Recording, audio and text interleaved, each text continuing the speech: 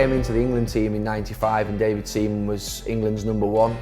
Throughout the next 5 or 6 years, he was obviously Arsenal were Manchester United's main competitors, and he was a fantastic goalkeeper. He had a huge presence, big voice, and his greatest quality, which I think all keepers have, is that concentration, that calmness about them. Makes everything look quite simple, kicks it well, just catches it rather than flapping at it, and he was somebody who did those things really well. When you think of the greatest defender in the last 25 years, everybody would, I think, say the same name. It would be Paolo Maldini. Just his physique, his longevity, his fitness levels, the way in which he never seemed to make mistakes, his know-how and intelligence, which is key for a defender, knowing where to be. You know, he affected the game in both areas, both in the attacking sense and the defensive sense, and was somebody really that everybody that became a fullback in the 90s and into the 2000s really looked at Paolo Maldini as being the sort of icon, the one that you looked up to. Lothar Matthaus is someone who I have special memories of. One, watching him as a child almost, as a teenager for Germany, playing brilliantly well, a driving midfield player, scoring goals, and he's someone who I have real huge respect for.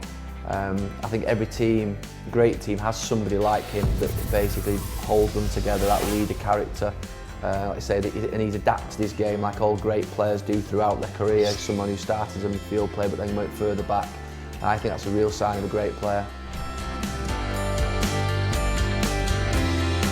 The best domestic team that I ever played against was the Arsenal 1998 team that had Dennis Bergkamp in that number 10 role, and he was a wonderful player because he had all the attributes that you need to play in the number 10 role and more. He scored goals, he set up goals, but really it was that inner steel that he had as well that was apparent when you played against him. Bergkamp was someone who always found the pass, the weight of pass was perfect, his appreciation of his teammates was excellent, and a real great football player in the Premier League. Everybody that speaks about Teddy Sheringham talks about his ability to understand the game, to play that second striker role brilliantly, and he was someone that was aggressive, good in the air, his ability to lay people in and play people in one touch was excellent. The biggest compliment I can pay him is that his teammates, you know, absolutely used to love him because he was always a target, he was always available, but his strike partners, you won't find a striker that played with Teddy Sheringham, so he wasn't good to play with.